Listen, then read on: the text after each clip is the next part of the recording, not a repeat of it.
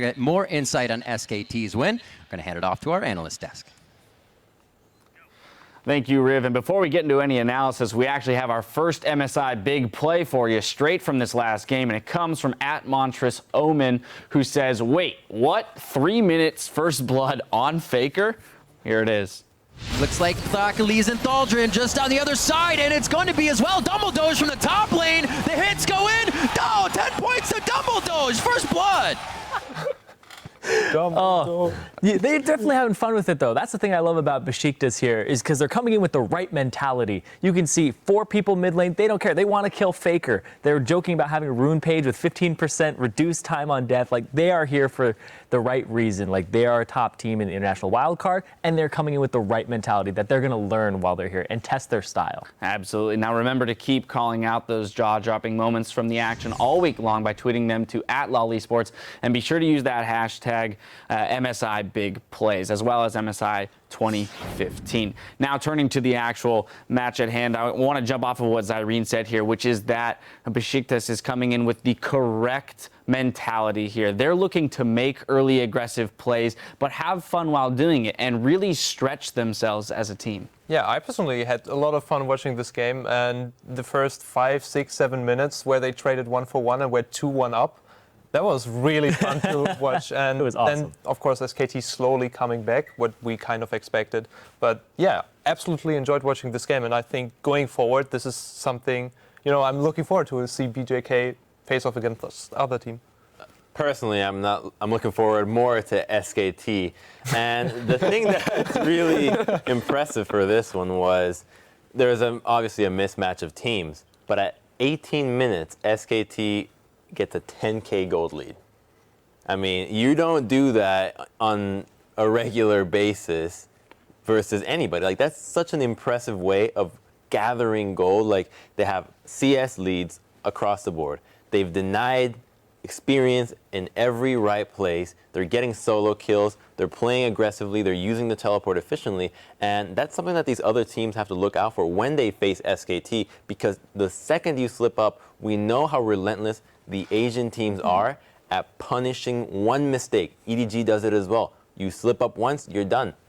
Yeah, I definitely agree. Coming into this, I think it shows us a lot about both teams. It shows that Beşiktaş, they're not going to be scared to pull the trigger on any play because they're here for the right reasons. They want to learn. They want to test how far they can push themselves. And I think that teams will watch how SKT played against them and take a lot away, because any other team, you can kind of get into the brawly, we're maybe a little bit better mechanically, we'll team fight you, we'll turn it into your kind of the game. And that's where the game deteriorates, and maybe they sneak a win. Whereas SKT, they didn't do any of that. They stuck in their lanes. They farmed up. I actually think the Rumble pick was really interesting. I thought that they would have taken it first pick. Thaldrin plays a really good Rumble in the top lane. And because we kind of know, even before this, when we look at their teams, Beşiktaş is a team that falls behind early game. They did it against INTZ. They even did it against Bangkok Titans when they played them in the semis of the International Wildcard Invitational. Get something that performs a little bit better mid-game if you can't get that heck room. Yeah, when I was watching SKT, I was saying, wow, this is kind of what I saw before. Faker was playing Vladimir in one game, and he got 4-man ganked mid lane and gave away first blood. I think this is maybe something teams can actually tackle on with their early aggression and looking for early kills. Yeah, but while people are like busy camping Faker, trying to make him an assault maker, salt shaker, there you go, Faker, salt shaker. They're getting other things on the map. Marin's getting a CS advantage top, and that ends up being huge for them because he starts dominating that lane. Every time they threw the AD carry up there, it's like, oh God, push him out of lane. And then it's like, all right, tag team, here comes the top laner. It's like, nope, he gets pushed out of lane. And then Marin just started running away with the game there, and he was able to buy death cap on the Rumble. Yeah, and a lot of what they do is like they don't hit back with the big kills and things, but you see as soon as they go up to the top lane, straight away, 2 people are into the bottom side of the jungle. They ward up everything. All of a sudden, you have one less option in the map. You have to clear out the whole side of your jungle before you can go anywhere. So I honestly think that this was a very good technical game from SKT, if nothing else. They controlled the entirety of the map. Maybe not the champions, but you saw that eventually that stranglehold did take place, and then they were just able to sweep it out. Yeah, and I feel like this is exactly what we expected from Korea or SKT. They have this really standard play, and they see that they get the kill first blood mid lane with 4 people, and they're just like, okay, this is happening. They play their game, they slowly get vision control, and they punish every mistake, and then boom, 18 minutes, 10K ahead. What are you expecting? Going into the future, I think that the teams have to stay away from what Beşiktaş did versus SKT because they were having fun. You know, they just want to kill Faker. They can say they did it. He's a pillar in mid lane. Even if he dies many times over, he's still going to be able to be super useful for his team. He's shown it on Syndra. He's shown it on Vladimir. He did it right here. Didn't get camped that much, but still was able to get almost a one-shot kill towards the end of the game. Granted, it was a huge gold lead.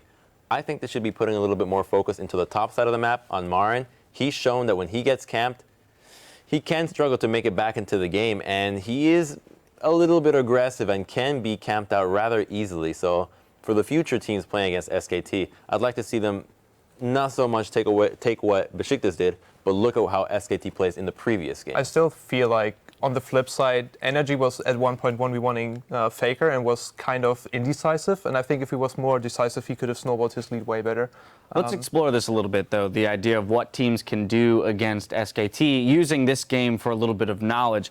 Because interestingly enough, as you mentioned, 18 minutes, they have a 10K gold lead. They are the highest average gold lead at 20 minutes coming into this tournament at 2,600. So it's pretty significant how they build these gold leads. And as you mentioned, without you kind of realizing it, you know, they're giving up some kills, but all of a sudden they're coming out ahead in gold. So, you know, Marin being one of those possible carry top laners, he did get an astronomical amount of CS in a 2v1. I think if we find teams that are more successful in 2v1s are able to keep Marin down, that might be the window in to beating SKT. I mean, it's because it's a game of push and pull. You can't put all your resources in one place. They put all the resources into mid lane. Immediately, SKT is not thinking, oh, wow, Faker's behind. How are we going to ever do this? It's like, well, no. They're weak in the other areas now. Let's punish the lane swap. Let's get an advantage while they focused on one side of the map. And they did that.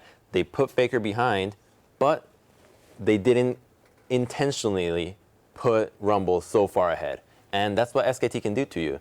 They really need to be careful with the resource management in getting a lead, the teams that play versus SKT. Yeah, I definitely agree with you. And I think that one thing that you can take away from that is what do you get off killing someone? So in that situation, if Beşiktaş then roam into the top side of the jungle and push Marin off that turret by completely taking over the top side of the map, then yeah, you say that's a definitely good move because all of a sudden you've gone to your 2v1. But if you just kill someone recall, then you're not going to get that much off it. So I definitely think we agree on that point. Camping out Marin is an interesting one. I think that they will put him in 2v1s and teams will play the 2v1 a little bit differently. So Marin will be forced into a jungle follow.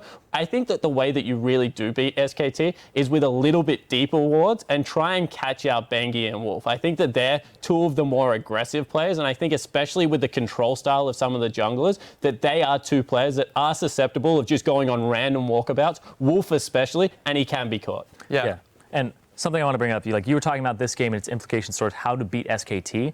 When SKT throw an easy Hoon, it's a completely different team. The dynamic changes, the dynamic shifts, and where they're allocating their jungler is completely different too. Bang gets a little bit more of their gold, a little bit more of their carry potential. So this game, if you're just focusing on this one, it's not actually going to tell you a whole lot about SKT's playstyle as a whole. Like, it's really difficult to play against them because they're the only team that's really flexing a sub efficiently and using it appropriately. And it's absolutely terrifying to prepare against. Honestly, when I watched this game, I was like really looking forward for EDG versus SKT because what happened after they fell behind? SKT was together with the support in jungle invading the enemy jungle, and this is something we've heard before. EDG is really good at, and if maybe in the early game they have a goal discrepancy, I see that actually EDG can come out ahead and pull forward from there on. Yeah, it will be interesting to watch other early aggressive teams punish SKT maybe a little bit more in those early ganks. We'll keep it tuned right here because when we come back, we'll check in with the conversation taking place on Twitter. Then it's back into the action with Game 3 featuring China's Edward Gaming versus the LMS's AHQ Esports Club. Stay with us.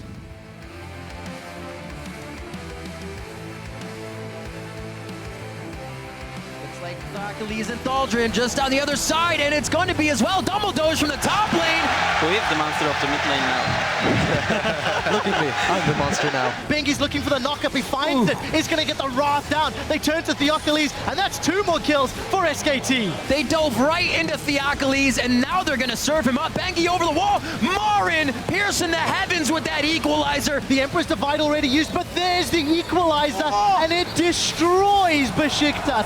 And SKT will take game 2 over Beşiktaş at the midseason Invitational.